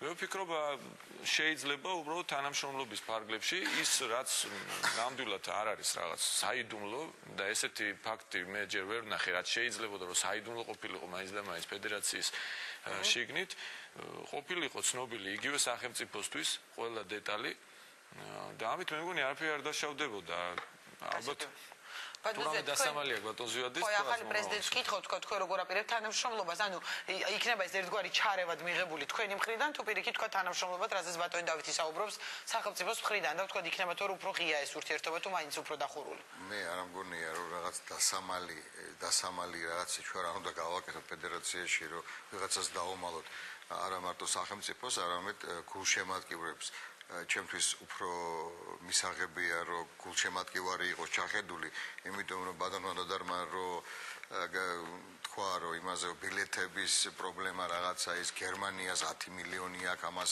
5 მილიონი აქვს. ჩვენც არ აქვს ნაკლები პრინციპში. ჩვენც არ აქვს ნაკლები, მაგრამ ამას ყველაფერს უნდა დაათვლა და ამას უნდა ლაპარაკი დეპარტამენტთან, საგადასახადოსთან, თავის გულშემატკივრებთან, რაღაც ფან-კლუბებთან, რაც უფრო ურთიერთობა იქნება, რაც უფრო გარკვეული იქნება ხალხი, აი მაშინ არ იქნება ისეთი შეკითხვები და ისეთი პრობლემები, რომელიც დღეს არის. ანუ თქვენ ამბობთ რომ ფინანსური საშუალებები და იგივე ბიუჯეტი ფედერაციისთვის თანხები რასაც იღებს ის საკმარისია იმისათვის რომ თქვა ფეხბურთი ფეხზე დადგეს ქართული ფეხბურთი ოდესმე რა ვიცი ამას ელოდება ყველა გულშემატკივარი. იცით საკმარისი არასდროს არ იქნება რაც არ უნდა იყოს ბიუჯეტი. თუ გინდათ დღეს ბიუჯეტი გახდეს 100 მილიონი ჩვენ დაუწყებთ ჩვენ თავის შედარებას ინგლისს. მერე კიდევ სხვებს და ყოველთვის მერე 300, მერე 500, მერე მილიარდი ყოველთვის დღეს არის ის რაც არის. და ილუზიები არავის არ უნდა გქონდეს. არის რაც გვაქვს, ჩვენ გვაქვს ყველაზე მე ვფიქრობ რომ რაც მივაღწიეთ და რაც მოვისმინეთ ახლა აი ბოლო დროებში რომ თავრობამ გამოთქვა სურვილი გვერდში დადგომის და ყველანაირ ვარიანტში დახმარება. ანუ განვითარება ფეხბურთის. ვფიქრობ რომ როცა სახელმწიფო გვერდში არის, ეს კი არ გულისხმობს მაგას, რომ სახელმწიფო მოგიტანთ ორმეშე ფულს დააგებდა და აი როგორც გინდა ისე გააკეთო. არა, აქ არის კონკრეტული რაღაც ნაბიჯები გასაკეთებელი, მიწების ამბავია, სტადიონების ინფრასტრუქტურის განვითარება, ინვენტარის ჩამოტანა. ამაში მინდა დახმარება, ამაში მინდა. მე ყოველთვის ვეუბნები გულშემატკივრებს დღეს, რომელიც აი ძალიან ბევრს ლაპარაკობს ყველა იმაზე, რომ რამდენი პრობლემაა ფედერაციაში. მე მინდა შევეკითხო იმ გულშემატკივრებს, რომელიც ყველაზე ბევრს ლაპარაკობს. ანუ რამდენი დახარჯეს მაგათმა ქართულ ფეხბურთში. 2 ლარიან ბილეთს არავინ არ ყიდულობს. სტადიონზე ყველას უნდა უფასოდ მოსვლა. ყველას მოუწევთ თუ უნდათ დახმარება ფეხბურთს საქართველოს უნდა იაქტიუროს. უნდა იაქტიუროს, უნდა მოვიდნენ და იყიდონ ის 2 ლარიანი ბილეთი და იარონ ყოველ თამაშზე და მერე დაждენ და დამისვან პასუხი და მე გავცემ ანუ საწავიდა ეს ფული. მე მზათა ვარ ამისთვის. გასაგებია, დიდი მადლობა და ბოლო კითხვა მინდა და მოკლე პასუხს ველოდებით. თქვენ მაინც მინდა რაღაც წარმატებულ, უბრალოდ ოპტიმისტურ ნოტაზე დავასრულო ის რომ ქართული ფეხბურთის წარმატებასაც მალე იხილავს მაყურებელი და მოვისმენთ ჩვენ ყოფილი პრეზიდენტისგან თქვა ესეთი არგუმენტით რომ იმიტომ იყო წარუმატებელი რომ ფეხბურთეთაობებს შორისო 7 წლიანი დეფიციტი იყო და ფეხბურთელები არ ყავს დღეს საქართველოსო. თქვენი და ბოლოს თქვენი როგორც პრეზიდენტის მოსაზრება. თაობათაცვლა ნამდვილად მიმდინარეობს. ვიზიარებთ ამ არგუმენტს. ვიზიარებთ, რა თქმა უნდა. არ ვფიქრობ რომ ჩვენ რაღაც ამ დასკვნის ირგვლივ რაღაც ისეთი განწყობა არის შექმნილი, რომ ჩვენ არ ვაპირებთ ვინმესთან საუბარს, თანამშრომლობას, ან რაღაცას არ ვიზიარებთ საერთოდ არც ერთ არგუმენტს. ჩვენ პირიქით ამ შემთხვევაში ჩვენს გვესიამოვნა რომ ჩაერთო ბატონი ნოდარი, იმედი გვაქვს რომ თბილისშიც ჩამოვა და კი გვექნება საშუალება. ჩვენ უნდა ვისაუბროთ ხვალინდელ დღეზე. ჩვენ დღევანდელი სურათით იგივე ბატონმა ზვიადიმ აღნიშნა რომ გულშემატკივარს ვაჩვენეთ რომ აი ეს მდგომარეობა არის დღეს და ყველამ ერთად ვიფიქროთ მომავალი წლიდან და რა თქმა უნდა შემდეგ წლებში ქართული ფეხბურთის განვითარების რაღაც გამოსავალზე და გზებზე. ამ შემთხვევაში სახელმწიფოსთვისაც მნიშვნელოვანი იყო ეს სიტუაცია და მდგომარეობა და შესაბამისად სახელმწიფოც მობილიზებული იქნება რომ მაქსიმალურად შეძლოს ფეხბურთის განვითარებაზე დახმარების გაწევა ეროვნული ფედერაციისთვის. ვეთანხმებით ბევრ საკითხში რა თქმა უნდა, მაგრამ არის რაღაც შენიშვნები და ეს მე მგონი რაღაც საწყენი და სანერვიულო რა თქმა უნდა არის, იმიტომ რომ ჩვენ ძალიან ბევრი დრო დავკარგეთ, მაგრამ ის რომ იმედიანად ვართ და ამაში საჭირო არის როგორც ძველმა ხელმძღვანელობამ იქ იმ ადამიანებმა ვინც მუშაობდნენ ფედერაციაში, ყველამ ერთად საფეხბურთო სამყარო უნდა დასხდნენ რეალური სურათი დაიდონ ფეხბურთის დღევანდელი მდგომარეობის და ვიზრუნოთ მომავლის გეგმებზე როგორ გამოვიდეს მდგომარეობა. კადრები ახსენეთ ადამიანებზე საუბრობდი და უბრალოდ მინდა ძალიან მოკლედ გავიხსენო ეს დღეს თქვა ყოფილი დასკვნა იყო წარმოდგენილი აღმასკომზე საკადრო ცვლილებები თქვა თუ არის მოსალოდნელი თქვენც მინდა ბატონო ზედ კითხოთ იმიტომ იყო საუბარი თქვა იქ კონკრეტულ გამოვლენილ შემთხვევაზე ფეხბურთელებზე, ვთქვათ, ვიცე-პრეზიდენტზე, როდესაც არ მოხდა მათი გათავისუფლება და ვთქვათ, რეაგირება არ იყო ყოფილი, დამავიწყო სხვა შორის ბატონო დარისთვის, მინდოდა ეს კითხვა დამესვა, რატო არ მოყოლა რეაგირება. ანუ უნდა ველოდოთ თუ არა რაიმე საკადრო ცვლილებებს ფედერაციაში მნიშვნელოვანს კიდევ და გვეტყვით თუ არა იმის პირობას დებთ თუ არა, რომ თქვენს პირობებში რაღაც წარმატებას მაინც დავინახავთ ჩვენც მაყურებელი და გულშემატკივარი ქართულ ფეხბურთში. ორივე კითხვას უნდა გასცეთ მოკლედ პასუხი, უკაცრავად დრო გვეწურება. ეხება კადრების იმას, მე შემიძლია დღეს გითხრათ უკვე, რომ ფედერაციაში დღეს მუშაობს 31 კაცი. ალბათ მოხდა კადრების ხო, და თქვა ეგრე მსგავს შემთხვევაში იქნება თქვენგან რეაგირება, ამიტომ ეს იყო ერთ-ერთი მთავარი საკითხი დღეს აღმასკომზე გამოტანილი. ღმერთმა დაგვიფაროს. გულისხმობ კი, გასაგებია და არ მინდა. ლევან ცკიშვილის რა გვარებს შეძებს, რა თეალექსის გვარები და მე გეტყვით, ღმერთმა დაგვიფაროს ეგეთი სიტუაცია შემდგომში ქართულ ფეხბურთში. გასაგებია და რა შეეხება ფეხბურთელების მომზადების დონეს. ფეხბურთელები ყოველთვის იყო წარმატებული პერიოდი დადგება. ყოველთვის იყო საქართველოში კაცი მე ვერ დამიმტკიცებს ვერავინ რომ საქართველოში არის ფეხბურთელთა ლიმიტი. აი ჩვენთან იყოს ფეხბურთელები არის და იქნება. ჩვენთან იყო ცუდი მიდგომა. ის ფეხბურთელები, რომელზეც იყო ლაპარაკი, აი ეს იყო შოთი, აჩი, რა ვიცი, ნემსაძე და ისინი. ეს პლეიადა, რომელიც იყო, ეს იყო მაინც საბჭოთა კავშირის სკოლა. ის სკოლა და თუმცა წარმატებული ერთ პერიოდი. კი ბატონო, იყო, მაგრამ მე იყო ჩავარდა, იმიტომ რომ ყველას დაავიწყდა ის საბჭოთა კავშირის დაშლა, ის პერიოდი, ომის რაღაც იყო და ამიტომ არ იყო ახლა ძალიან ცოტა ყავს ის სპეციალისტები. ის სად არის ის ნორაკიძე, სად არის ის ახალკაცი, სად არიან იმ დონის მწვრთნელები. დღეს ახალი მწვრთნელის დაამტკიცეთ ნაკრების და ყველა ძალიან ისე უყურებს. ქეძვაის დაბრუნებას. ჩვენ ყველა უყურებდა, ყველა კი არ უყურებთ, ჩვენ იმედი გვაქვს, იმიტომ რომ აი რაც თქვენ თვით მაგაზე რომ იმედი თუ არისო, თემურ ქეძვაიამ თქვა ძალიან კარგი ესეთი გამოთქვა, რომ ისო იმედი რომ ამ კონდესო აქ რა მინდაო. აი ესე გეტყვი მე რომ იმედი რომ არ იყოს, მე რა მინდა. კარგი, წარმატებებს გისურვებთ თქვენც დავით ნამგალავური და ზვიად სიჭირავა იყვნენ ჩვენი სტუმრები. ახლა რეკლამის დრო, რეკლამის შემდეგ უფრო პოლიტიკურ თემაზე გადავინაცვლებთ და ჩვენი სტუმრები იქნებიან ალიანსის საქართველოს და ზურაბ აბაშიძე, ეროვნული დემოკრატიული პარტიის ლიდერი ბაჩუკი ქარდავა და პარლამენტის ვიცე-სპიკერი მიხეილ მაჭავარიანი. ყველა -1 12 პუნქტიანი შეთანხმება საარჩევნო კოდექსზე და ოპოზიციის და უმრავლესობის კონსულტაციები, რომელიც უკვე პარლამენტში გრძელდება. პარლამენტსაც თავისი ვადა აქვს მუშაობის ცხადია, ჩვენ უნდა მოვასწროთ აი ამ საარჩევნო კოდექსის მიღება უკვე ადგილობრივი თვითმმართველობის არჩევნებამდე. ედეპეს ინიციატივა რატომ ითხოვდა ბაჩუკი ქარდავა შეთანხმებულ პუნქტებზე ყველა სუბიექტის ხელმოწერას? ყველა პარტია, რომლებიც შევთანხმდით ამ სამუშაო ჯგუფის ფორმატში, ხელმოწერით დააფიქსირებს თავის პოზიციას. ყველა პარტია გარდა ალიანსისა ადასტურებს თავის თანხმობას. რატომ არ შეუერთდა ერთობლივ დოკუმენტს ალიანსი საქართველოსთვის და რა ბრალდებებს უყენებს ალასანიას გუნდი კონსულტაციებში მონაწილე პოლიტიკურ პარტიებს? ხელისუფლება და ნაციონალურ მოძრაობა ამ შემთხვევაში და სხვა პარტიებმა თვითონ მიიღეს გადაწყვეტილება, რომ გააკეთონ ის, რასაც აპირებენ, ეს მათი გადაწყვეტილება. არანაირ გარიგებაზე ხელისუფლებასთან არ ვაპირებთ, რომ წავიდეთ და არც ვაპირებდით. გარიგება თუ შეთანხმება, იყო თუ არა რეალური კომპრომისები მოლაპარაკებების პროცესში, ვინ რა დათმოდა, ვინ რა მიიღო? ის რასაც მივახციეთ ჩვენ 25-25 არის გაცილებით უკეთესი ვიდრე არის, მაგრამ ეს ყველაფერი კონსენსუსების გზით მიდის და შეთანხმებების გზით მიდის და ცხადია ჩვენს მოგვიწია რაღაცაზე ხელის მოწერა, მაგალითად 30%-ზე იმისით ასარასუდრო მათ მოეწერა 25-25-ზე. ჩვენ თითქმის ყველა საკითხზე რაზეც ხელმოწერადები დევს უკვე NDA-ის ოფისში მოვახერხეთ პოზიციათა შეჯარება. შეძლებს თუ არა ხელისუფლება და ოპოზიცია ქვეყანაში მისაღების საარჩევნო გარემოს შექმნას? რა პრეტენზიები აქვთ კონსულტაციებში მონაწილე ოპოზიციურ პარტიებს ერთმანეთთან და ხელისუფლებასთან? პოზიციაში დღეს ალიანსის საქართველოსთვის ერთ-ერთი ლიდერი ზურაბ აბაშიძე, ეროვნულ დემოკრატიული პარტიის ლიდერი ბაჩუკი ქარდავა და პარლამენტის ვიცე-სპიკერი მიხეილ მაჭავარიანი.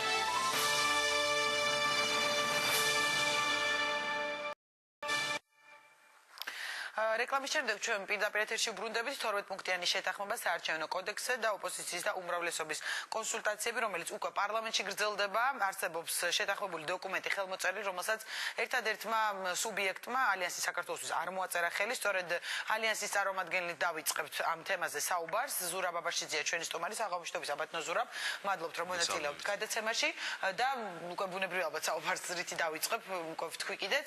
ანუ პარლამენტში უკვე დაიწყო საარჩევნო კოდექსი ოფიციალურად ოფიციალურად თქო მიიღეს და დაიწყება ხა განხილვები.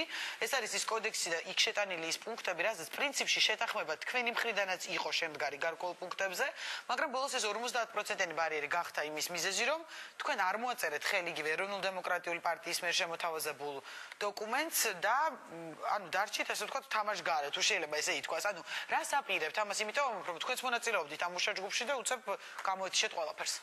მადლობთ მოწვევისთვის. უნდა ვთქვათ პირველ რიგში, რომ ხელისუფლება შეეშინდა უგულავას, სააგაშვილს და ნაციონალურ მოძრაობას შეეშინდა 50%-იანი ბარიერის. ვინაიდან ისინი დარწმუნებულები არიან იმაში, რომ ვერ მიიღებენ ამხელა პროცენტს თბილისში. ანუ თქვენ დარწმუნებული ხართ, რომ მიიღებთ უკაცრავად, მაგრამ თქვენ გაწყვეტილება და მაინტერესა. ხო, რა თქმა უნდა, ჩვენ გჯერა იმაში, რომ 50%-ზე მეტსაც მივიღებთ, მაგრამ აქ თავარია ხელისუფლების დამოკიდებულება. ისინი დარწმუნებულები არიან, რომ მათ თბილისის მოსახლეობა არ უჭერს ხაზს და არ უჭერენ თბილისელების. რეალურია და ეს ყოველდღე შეიძლება ავსახოთ, იმიტომ რომ ცხოვრებაში ვინაიდან დავინახეთ ისე, რომ თბილისის უმრავლესობას უნდა მაღალი ბარიერი. მათ უნდა 50%-ზე მეტი არჩევანი. ვინუშის ხოს ლიდერს ვთქვათ 50%, 60%-ით გაიმარჯვოს თუ ესე. რა თქმა უნდა. ანუ ეს ყოველდღე 30%-ზე მოთ არის. ხო, სწორედ ჩვენ ეს გვინდა, ჩვენ ამ საკითხებს ვამბობთ, ჩვენ და ამ საკითხებს ვამბობთ დღესაც, რომ ამისთვის ჭირდება მაღალი ბარიერი, მაღალი ლეგიტიმაციის მატარებელი პოლიტიკური ფიგურა თბილისის ხელმძღვანელად და ამისთვის ჭირდება ჩვენ რომ რეალურად საზოგადოებრივ განწყობა აისახებოდეს არჩევნებზე. სამწუხაროდ ხელისუფლება არა მარტო ეშინია, არამედ გაურბის მოლაპარაკების პროცესზე და გაიქცა იქიდან და დატოვა ეს პროცესი, ვინაიდან ვერ დაინახა მასში წარმატები პრაქტიკულად იქ წააგო რეალურად, იმიტომ რომ მათ პროექტს ხარი არ დაუჭირა სამოპოლიტიკურმა ძალამ, ხოლო ჩვენ შემთხვევაში ჩვენ წარმოდგენილ პროექტს, რომელიც იყო დაკავშირებული ამ პაკეტთან, ხოლო ორი პოლიტიკური ძალა წავიდა წინააღმდეგი, ერთია ნაციონალური მოძრაობა და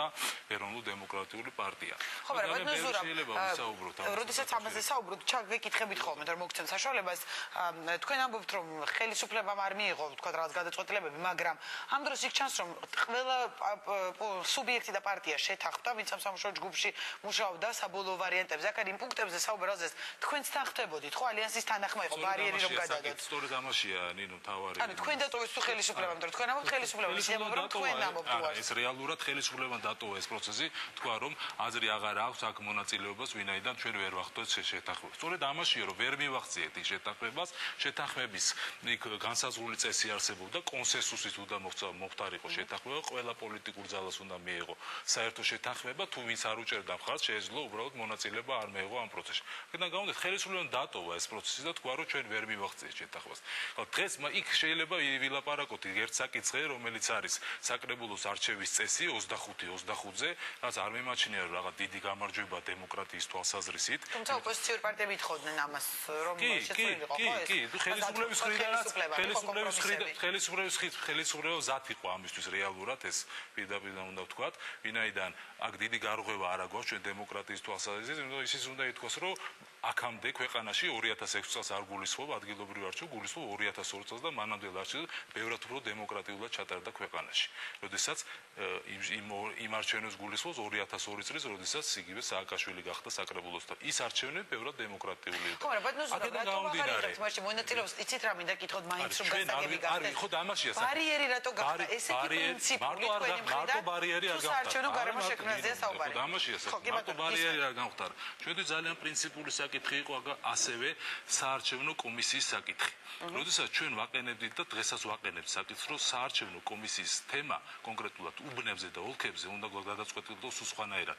რადგან მოაწერეს ხელის აბსოლუტურად მიუღებელია ჩვენთვის. ჩვენ ვამბობდით, რომ როდესაც კონკრეტულად ერთ უბანში თუ იქნება კომისიის თავმჯდომარე ნაციონალური მოძრაობის წარმომადგენელი, სხვა უბანში, მომდევნო უბანში იყოს ოპოზიციური პარტიის და ასე შემდეგ. ხო, თუმცა დივანები მე მგონი შეთანხმდა, რომ ოპოზიციის წარმომადგენლები იყვნენ, ხო ყველა. დივანი კი შეთანხმდა, მაგრამ ყოველ შემთხვევაში ეს არის ყველგან, მოკლედ უნდა ვთქვათ, რომ ყველა უბანზე ნაციონალური მოძრაობის ხელმძღვანელი წარმომადგენელი იქნება თავმჯდომარე. ასევე ძალიან მნიშვნელოვანი საკითხია ის, რომ გადაწყვეტილების მიღება შემაჯამებული ოქმი, რომელიც უნდა იყოს მიღებული საბოლოოდ, ჩვენ ვითხოვდით და ვაყენებთ ეხლაც, რომ ეს უნდა იყოს 2/3 შემადგენლობით. რადგან ხელისუფლება არ დაგვეთანხმა და პრაქტიკულად სხვა ოპოზიციური ძალები წავიდნენ ასევე იმ შეთანხმებით, რითაც წავიდა. ასე რომ აქ თავარი უნდა ითქვას, რომ ეს ინიციატივა მე ნათლად მინდა ვთქვა და აქ არაფერი არ არის. ეს არ არის ეროვნულ-დემოკრატიული პარტიის ინიციატივა. ეს პირდაპირ არის ერთიანი ნაციონალური მოძრაობის წინადადები, რომელიც შეთანხმდნენ და ხელი მოაწერეს. ამიტომ ვიძახდი და დღესაც ვამბობ, რომ ჩვენ არ მივდივართ არანაირ გარიგებაზე ხელისუფლებას, არ ვაპირებთ.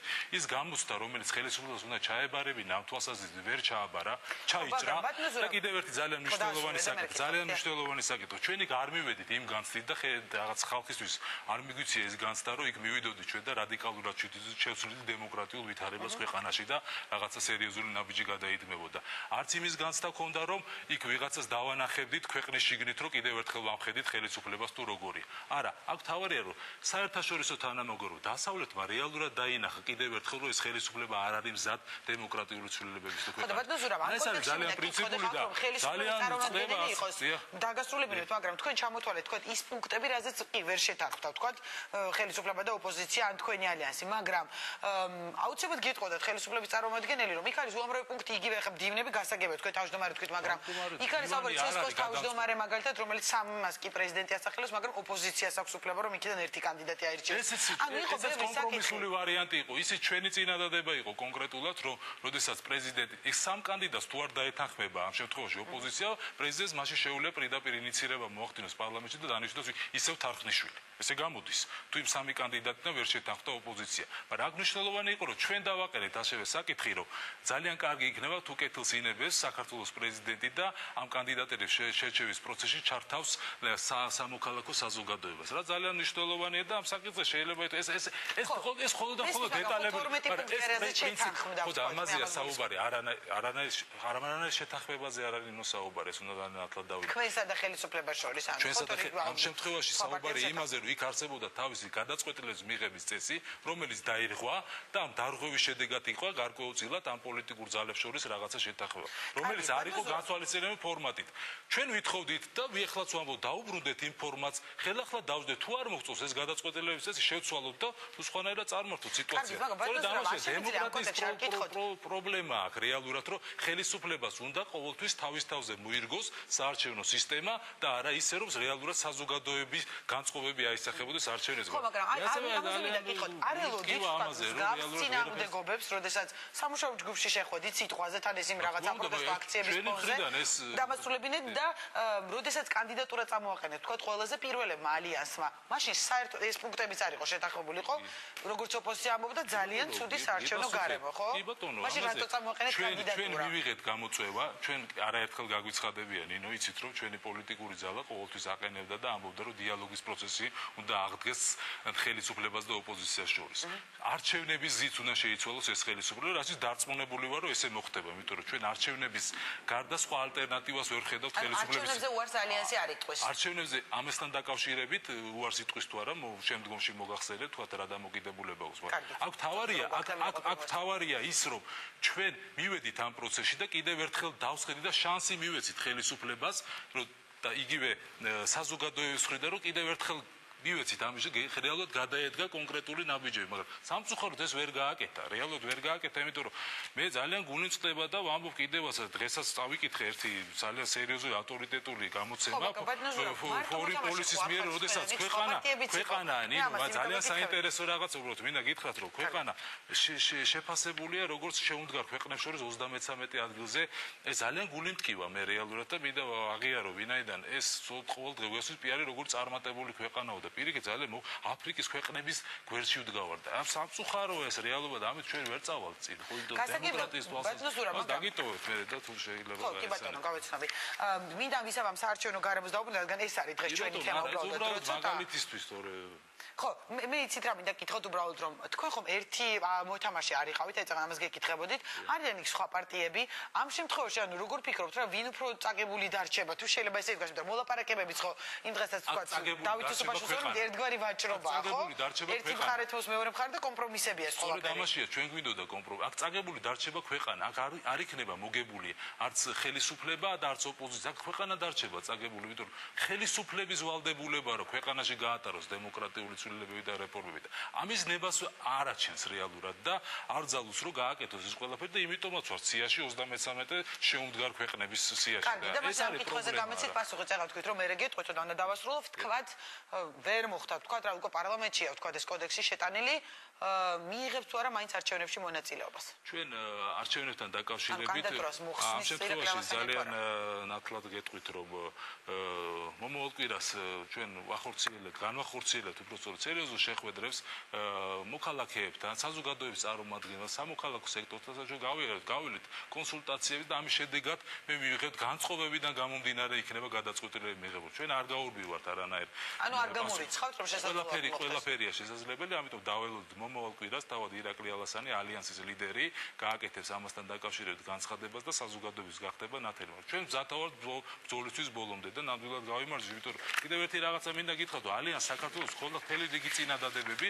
რომელიც ვერ განვიხილეთ ჩვენ იმის გამო რომ ხელისუფლებამ დატოვა აქ არის უამრავი საკითხები მათ შორის მედიის თავისუფლების თემატიკა ხა გუშინ სამწუხარო იყო გავიგეთ საგარეო საქმეთა მინისტრის მხრიდან რომ იგივე რუსთავი და იმედი თურმე ფინანსდება ხელისუფლების მხრიდან სწორედ ამ საკითხებზე გვინდოდა ჩვენ საუბარი გააკეთეს ამ განცხადება თუ მე არ მომწონს საგარეო საქმეთა მინისტრმა ჩვენმა ვაშაძემ თქვა რომ ჩვენ ფინანსდება რუსთავი და იმედი ხელისუფლების მხრიდან და საინტერესო იქნებოდა მოგვესვიდა მათი მხრიდან როგორ ფინანსდება ეს ტელევიზიები როგორ ფინანსდება ეს ფინანსდება სახელმწიფო ბიუჯეტიდან თუ არსებობს რაიმე შავი ყულაბა რომელიც იდება ეს ჩვენთვის ყოველად მიუღებელი საზოგადოება ამას ვერ შეეგუება და ბუნებრივია ეს იქნება დიდი პრობლემები ქვეყნის წინაშე. კარგი, დიდი მადლობა ძალიან ჩქარტამში გავიარეთ, მაგრამ ცოტა დრო გვაქვს.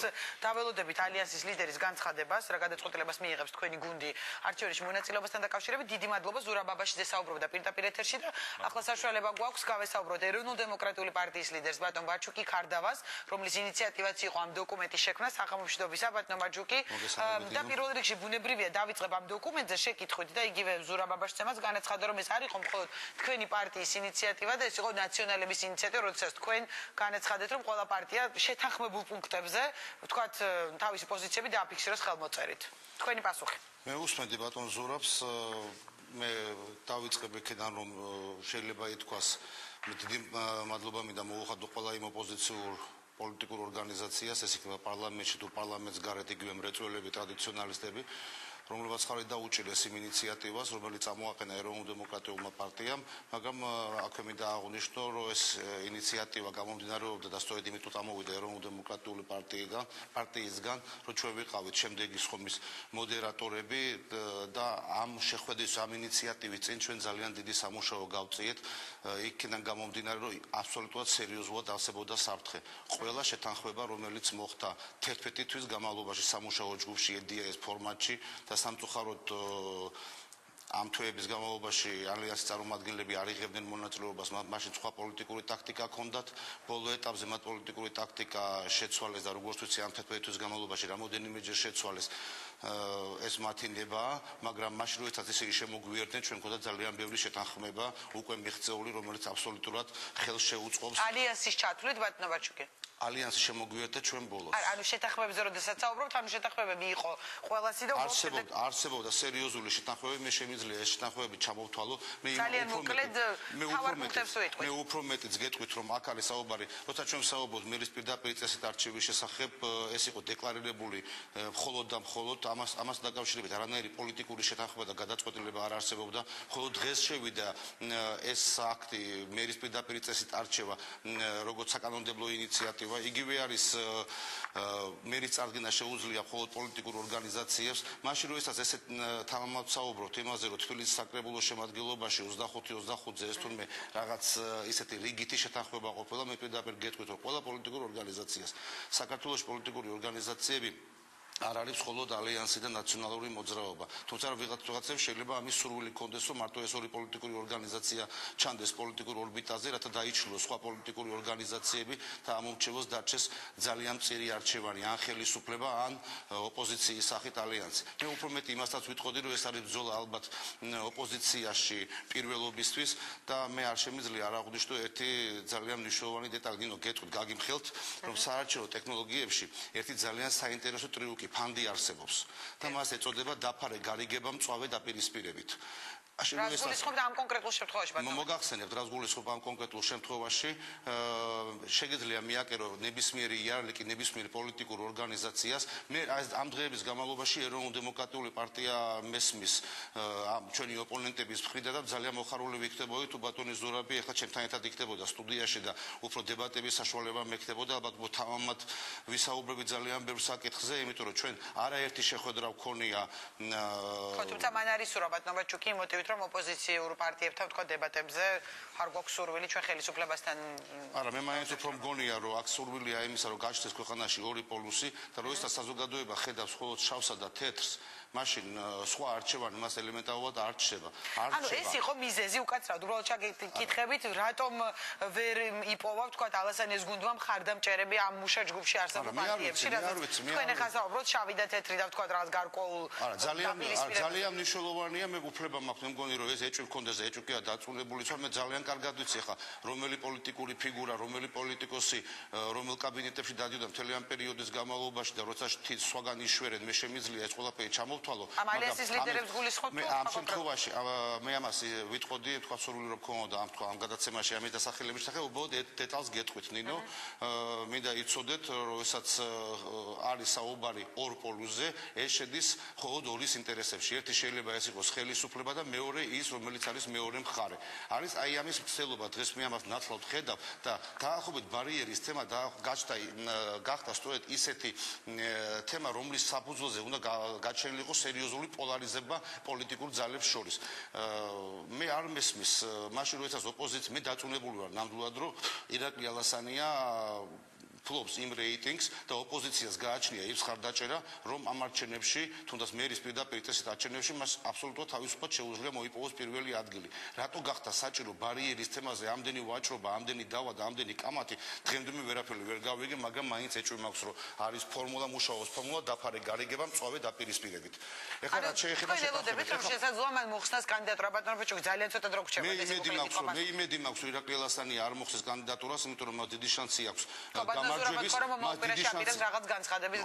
მე ბატონი ირაკლი რას გააკეთებს ეს ალიანსის გადაწყვეტილება იქნება ალბათ და ბატონი ირაკლის გადაწყვეტილება იქნება მაგრამ მე დიდი იმედი მაქვს რომ ოპოზიცია მოახერხებს ხელისუფლების დამარცხებას მაგრამ მე დეტალს მინდა ხაზი გაუსვა მაშინ როდესაც თითქმის გამოწვეულ პრობლემებზე კოდექსის გარშემო ვსაუბრობთ მინდა ვთხოვო ყველა ოპოზიციურ ძალას იქნებ ვიფიქროთ იმაზე რომ ხელისუფლებამ ფაქტობრივად უკვე დიდი ხანია დაიწყო საარჩევნო კამპანია ხო არ კარგავთ დროს იმისათვის რომ ვიმუშაოთ ამ მომრჩეველთან იმით რომ საუბრობთ რაღაც ბარიერებზე და იმ დეტალებზე რომელიც პრინციპში გადამწყვეტი შეიძლება არ იყოს საზოგადოების ფართო მხარდაჭერის შემთხვევაში მაშინ როდესაც ჩვენ მივახციეთ შეთანხმებას რომ თბილისში ჩატარდება მერის პირდაპირ წესით არჩევა ეს საკმაოდ სერიოზული გადაწყვეტილებაა მაშინ როდესაც საკრებულოს შემადგენლობაში პირველ ადგილზე გასული კი არ წაიღებს და ყველა ადგილს არამედ პროპორცია დაცული იქნება პროპორციულ სისტემასა და მაჟორიტარულ სისტემას შორის და პრინციპში პოლიტიკური პარტიებისათვის კარგი ვითარება იქნება რეალური შედეგი აჩვენონ ამ არჩევნებში და არა მხოლოდ მსხვილმა პოლიტიკურმა ცენტრებმა არამედ ნებისმიერმა პოლიტიკურმა ძალამ რომელიც მეტნაკლებად მხარდაჭერა გააჩნია საზოგადოებაში როცა საუბრობთ საარჩევნო ადმინისტრაციაზე რატომღაც არავის არ უნდა რომ აღნიშნოს და სხვა შორის ჟურნალისტებსაც შევამჩნევ რამოდენიმე შესწომა მოვიდა დღეს რომ პრეზიდენტი წარადგენს კი პრეზიდენტი წარადგენს მაგრამ მხოლოდ მას შემდეგ და ეს იყო ბატონ ზურაბ ბაბაშიძის მოთხოვნა რომ არასამთავრობო ორგანიზაციებთან კონსულტაციის შედეგად პრეზიდენტი წარადგენს ოპოზიციური პარტიების წინაშე სამ კანდიდატს რომელთაგან ერთს დანიშნავს ოპოზიციური პარტია თუ ვერ დანიშნავს ოპოზიციური პარტიები ამ CSK-ს თავმჯდომარებს ხოლმე ამის შემდეგ ეგ საკითხი შედის პარლამენტში მოგეთ პოლიტიკა ყველას გესმის და ქართულმა საზოგადოებამ პოლიტიკა საკმაოდ კარგად ისწავლა ეს არის პროცესი ანუ იყო კომპრომისები ორივე მხრიდან გასაგებია ძალიან მოკლედ უბრალოდ მიპასუხეთ ანუ თქვენ თვლით რომ თქვათ შეგიძლიათ თქვათ რომ ამჯერად კმაყოფილი ხართ აი ამ შედეგით და თვლით რომ ამით საარჩევნო გარემოს გაუმჯობესება აი მიღებული შეთანხმებები და პუნქტები თუ ამის პარლამენტმა დაამტკიცა შესაძლებელი იქნება ძალიან გთხოვთ მოკლე პასუხი და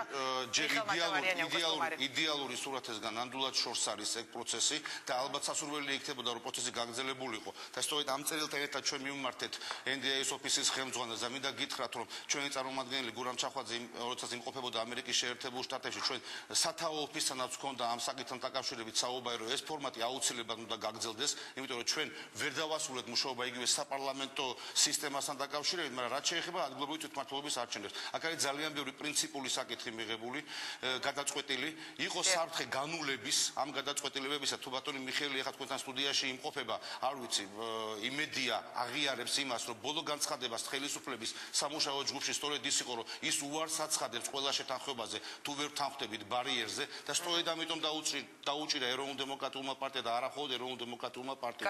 სულ ყველა სუბიექტმა ალიანსის გარდა 30%-იან ბარიერს ხაი, რათა ეს მიღწეული შეთანხმებები გადაგვერჩინა.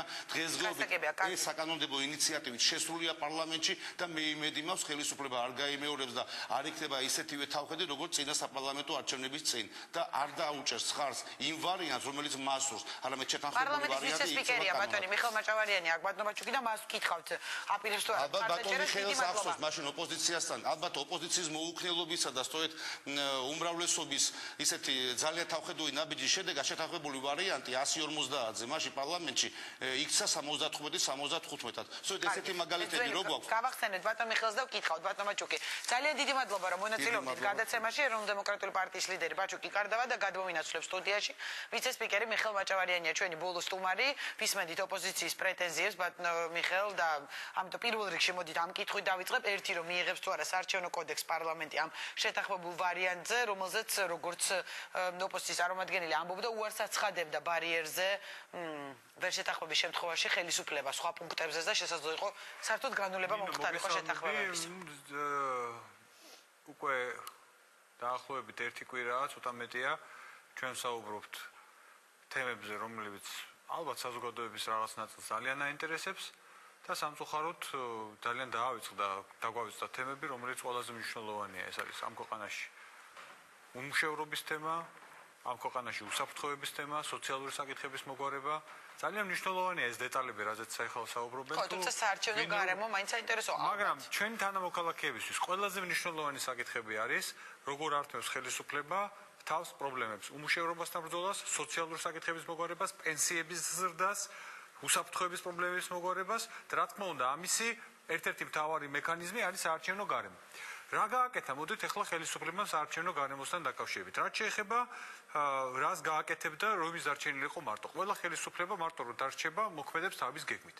ამ შემთხვევაში ჩვენ გვაქვს ორი მაგალითი, ნინო. ერთი მაგალითი 2008 წლის მარტის, როდესაც ხელისუფლება მარტო დატოვა ოპოზიციამ და მიიღო ის, რაც ხელისუფლებამ მარტო მიიღო გადაწყვეტილება, როცა თქვენ ხართ მარტო და ოჯახში არ უთანხმდებით თქვენს ოჯახის წევრებს. ხო, იმ გადაწყვეტილებაში. როცა მე ვფიქრობ, რომ ოპოზიციის ნაწილმა ისწავლა თავისი და ჩვენი შეცდომებით. ჩვენი შეცდომებით ვისწავლეთ, მათ თავისი შეცდომებით. თუმცა ბატონო მიხეილ მაინც ამბობენ, რომ ვერ გაეთიშეთ ამ პროცესში, იგივე ალიანსის წარმომადგენელი ამბობს, რომ ხელისუფლება გამოეთიშა და აღარ მისცა საშუალება. იცით რა, კომპრომისი მით უმეტეს ძალიან ბევრი დიპლომატი ყავთ ჩვენს კოლეგებს ნაწილს, იმიტომ რომ ალიანსია ეგ არის ძველი პოლიტიკოსები, ძალიან ძველი პოლიტიკოსები და ახალი დიპლომატიურიდან მოსული პოლიტიკოსები. დიპლომატიაში არის ასეთი პრინციპი.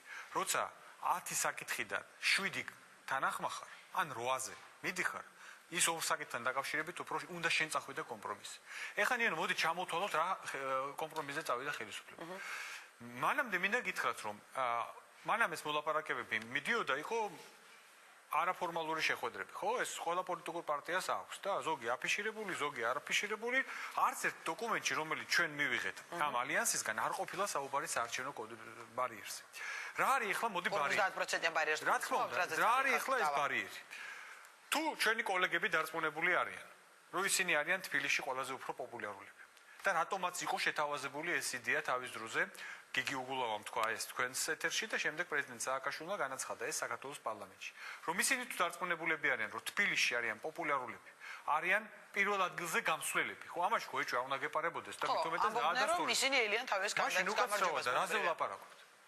რაზე ვლაპარაკობთ? მაშინ რა ბარიერზე ვლაპარაკობთ? რა მიზეზებზე ვლაპარაკობთ? თუ პირველ ადგილზე პოლიტიკურ დობაზე, ბატონო მიხეილ, თქვენ კონტრარგუმენტები უნდა მოგიყოლოთ ოპოზიციის მე არ მინდა ისევ აი ამ დებატებში შევიდეთ, თქვენ აგიხსნათ პროცენტები, რა არის, როგორ არის, რა ქვედადინებებია. მოდი ძალიან მარტივად საუბარი არ მოკლედ რომ მაღალი ნდობის პირი იყოს. არანაირი მაღალ ნდობაზე არ საუბარი. არის რამოდენიმე გამოცდილება. არის ქალაქის საკრებულოდან არჩეული მერი, რომელზეც ვარი ვთქვით, შემოვიტანეთ პირდაპირ არჩეული მერი, რომ პოლიტიკური პროცესი წინ წაგვეწია და განმუხტვა მომხდარიყო, პოლიტიკური განმუხტვა მომხდარიყო, არის ორი ასეთი გზა. ერთი არის უბარიერო აბსოლუტურად, შემიძლია დაგისახელოთ ევროკავშირის და ძალიან ბევრი მსოფლიოს ქვეყანას რაღაც უბარიერო, იმიტომ რომ ყველაზე პატიოსანი არჩევნია. იგივე ვაფშე არჩევნებს და მეორე ტურზე მე ვიცი რა манипуляციები ატყდებოდა, რომ იმ ხელისუფლებამ შეცვალა სიები, ის მოხდა, ეს მოხდა, ამიტომ ჩვენ რომ ოპოზიციას მეორე ტურზე ქონა გათვლა. რა თქმა უნდა, და ეს მოხდა მას შემდეგ, რაც რაღაცაები დათვლა მოესწრო, ვიღაცა ყველა კვლევას ატარებს, ყველა რაღაცა ინტუიცია აქვს ხელისუფლებას და ჩანალებს მოძრაობას, მაგრამ ჩვენ როცა წავედით პირდაპირ არჩევნებზე, ეს იყო ყველაზე მძიმე პერიოდი ნაციონალური მოძრაობისთვის, ეს იყო ჯერ კიდე აქციები მიმდინარეობდა და აქციების ფონზე ვთქვით, რომ მივდივართ პირდაპირ არჩევნებზე. ამიტომ ეხლა მოდი ვთქვათ, რა არის მერის პირდაპირ არჩევნები? ორი ვარიანტია არის ბარიერიანი, უბარიერო. ჩვენ თავაზებთ ყველაზე ნორმალურ ვარიანტს, ყველაზე პატიოსან ვარიანტს. მივდივართ არჩევნებზე 10, 20, ორი კანდიდატი, პირველ ადგილზე გადის პოლიტიკოსი და დამთავრებულია ყველაფერი. არანაირი манипуляციები აღარ ხდება. ანუ თქვენ უბარიეროს ამბობთ თავიდან. უბარიეროს ამბობდი და მე ეხლაც ამ მოდელის მომხრევ ვარ. ეხლა რაზე წავედით? რა თქმა უნდა, დათმობა. კომპრომისია. ყველა წინადადებაში, ჩვენ გადავდგით უკან ნაბიჯი. ყველა წინადადებაში. ჩვენი ოპონენტები გვეუბნებოდნენ, რომ არ კონდეთ არაპოლიტიკურ ორგანიზაციებს საზოგადოებას წამოაყენოს მერობის კანდიდატი. გახსოვთ, თქვენ არის საქართველოში ძალიან აქტიური არასამთავრობო სექტორი, ზოგიერთი მათ ანტისამთავრობო სექტორია, ზოგიერთი არასამთავრობო სექტორი, რომელიც ამბობს, რომ რატო მე არა მაქვს არაპოლიტიკოს უფლება წამოვეყანო ხალხს. კი ბატონო, ეს იყო ოპოზიციის მოთხოვნა, მათ შორის ალიანსის. წავედით ამაზე, რომ არაპოლიტიკურ ორგანიზაციას არ აქვს უფლება აი რატო წავედით? ხა ნინო გიშიფრავ, რომ ესეც გვეთქვა ოპოზიციისთვის, კი ბატონო, ჩვენ არა ვართ ხელოვნურად კანდიდატების მომრავლების მომხრე. თქვენ თუ ამისი გეშინიათ, რომ ხელისუფლებას უფრო მეტი ბერკეტი აქვს და ვიღაცა საზოგადოებიდან წამოწევს უპარტიოს და უპარტიო უფრო პოპულარულია, რომ მე პარტია არ მიდგას და აი მე ვარ. იბა წავედით ამ დათმობაზე.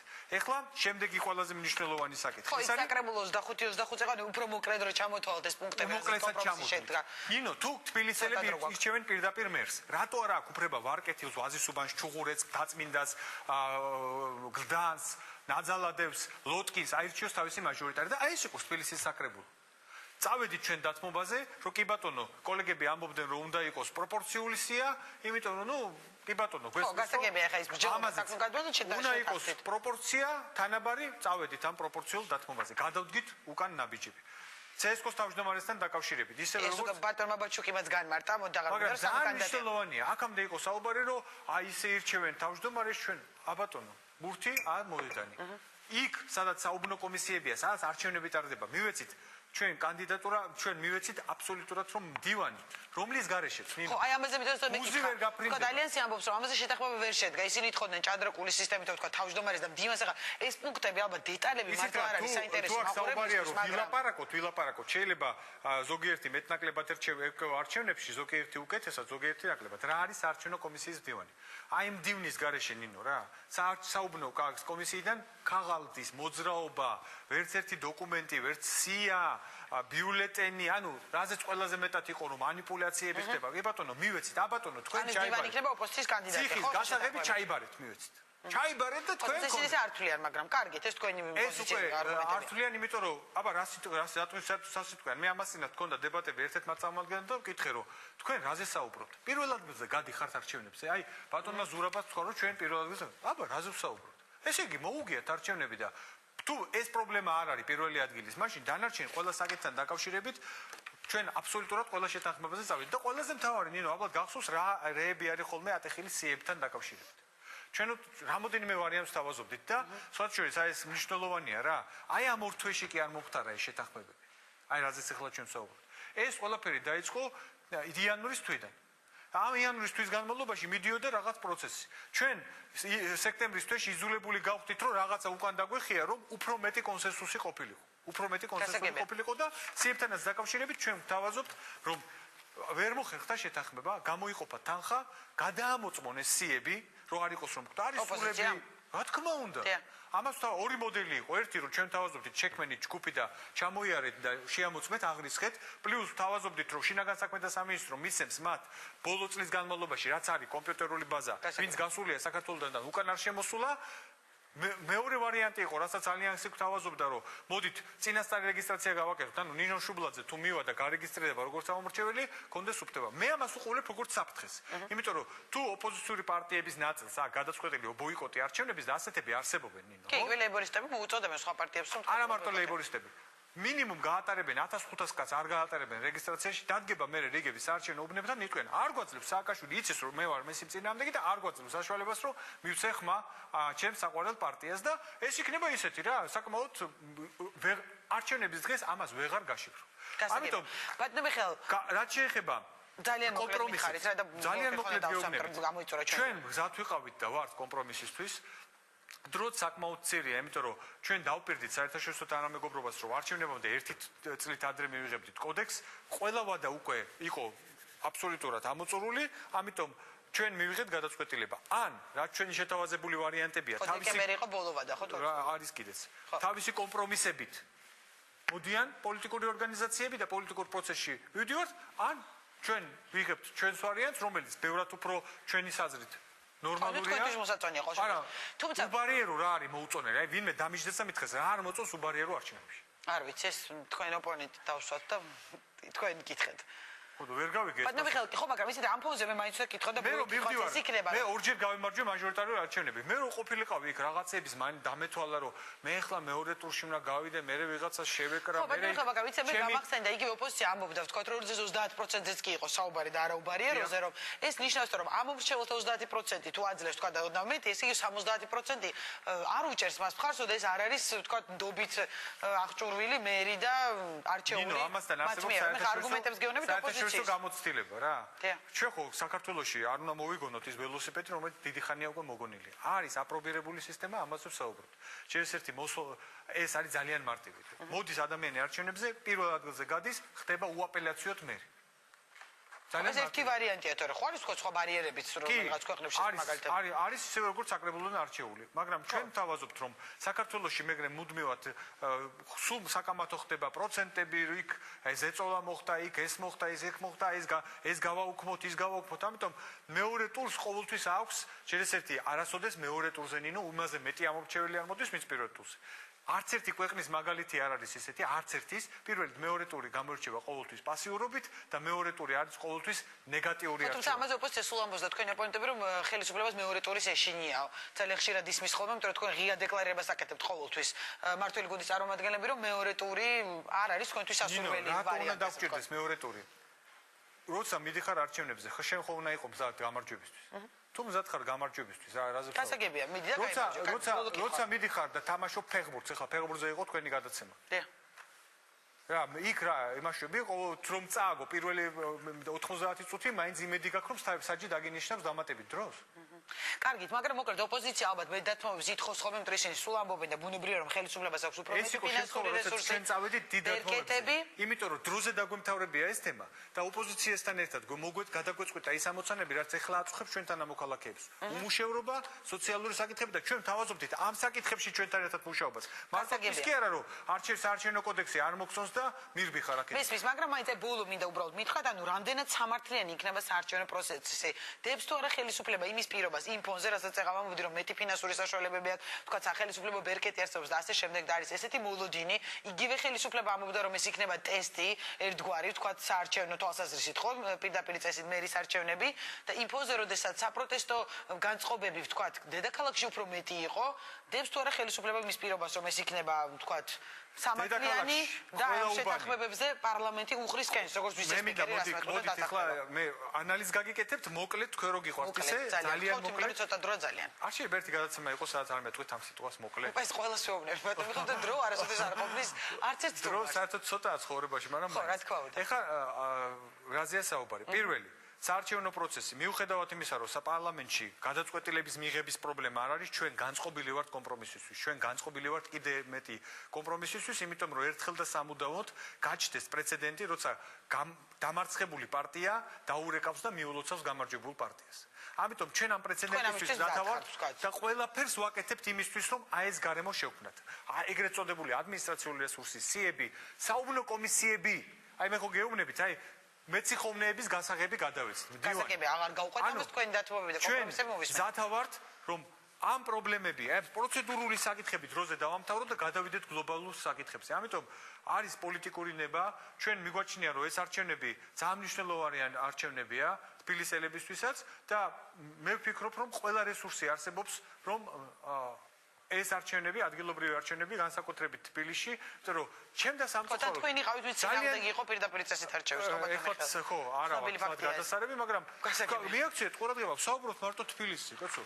ქუთაისი, თელავი, ზუგდიდი, ბათუმი, საჩხერე, ჩემი საყვარელი პირდაპირ წესით და დანიშნული, მაგრამ ხელ სწორედ ამას ითხოვს ოპოზიციის ერთი ნაწილი ქრისტიან დემოკრატები. მაგრამ იქო არც გვესაუბრებიან იქ უნდათ რა წესი უნდათ როგორ უნდათ საკრებულოდან უფლებამოსილები როგორ უნდა განაწილდეს ჩვენ იმაზე ვფიქრობთ რომ როგორ გავაძლიეროთ საკრებულო და მილტონ ფრიდმანის ერთი ჩემი საყვარელი სიტყვა უნდა გავიხსენო და ამით დავასრულო პრობლემა რომელიც უნდა გადაწყვეტეს სოფელში უნდა გადაწყვეტეს სოფელში რომელიც უნდა გადაწყვეტეს ქალაქში უნდა გადაწყვეტეს ქალაქში ფრიდმანმა ახსენა შტატი მე ვახსენე მუნიციპალიტეტს უნდა გადაწყვეტეს მუნიციპალიტეტში და ცენტრში უნდა გადაწყვეტეს მარტო ცენტრის პრობლემები ჩვენ მზათა ვართ ყველა ეს საკითხები დელეგირება მოვახდინოთ ადგილზე მაგრამ ამაშიც მარტო ვართ ამაში არავინ არ გველაპარაკება ყველა გველაპარაკება იმაზე რაც თვითონ აწუხებთ ჩვენ გველაპარაკება რომ ჩვენ ქვეყანაში იყოს ნაკრები პრობლემა იყოს დაძლეული უმუშევრობა და მეტად ჩვენ თანამოქალაქეებს მეტად შევეხიდოთ სოციალურ პრობლემების მოგვარებაში. ამისთვის შეიძლება ჩვენ კოდექსი და არა იმისთვის, რომ რაღაც ციფრებზე და პროცედურებზე ვიღამოთ. თუ ვარ ძლიერი, თუ მივდივარ ნინო არჩევნებზე, მე მივდივარ გასამარჯვებლად და არა მეორე ადგილის ვერცხლის მოდელის მოსაპოვებლად. კარგი, წარმატებებს გისურვებთ ყველა კანდიდატს, ყველა პარტიის და თქვენს კანდიდატს ოფიციალურად არ ასახელებთ ჯერ. რასა? ოფიციალურად ჯერ არ ასახელებთ თქვენს კანდიდატს, მაგრამ ნუ ალბათ სავარაუდოდ გიგი უგულავა იქნება. არა, ოფიციალურად ასახელებას ველოდებით, რომ ეს ყოველთვის ცნობილია. კარგით. ძალიან დიდი მადლობა. პარლამენტის ვიცე-სპიკერი მიხეილ მაჭავარიანი იყო ჩვენი სტუმარი, ჩვენ უკვე გადავაცილეთ ჩვენ დროს და წინ პოლიტიკის შემდეგ განტურთაგელით ვანო ჯავახიშვილის შოუს მაყურებლებს. ნამდვილად. დიდი მადლობა. მომავალ პარასკევამდე გემშვიდობებით ნახვამდის.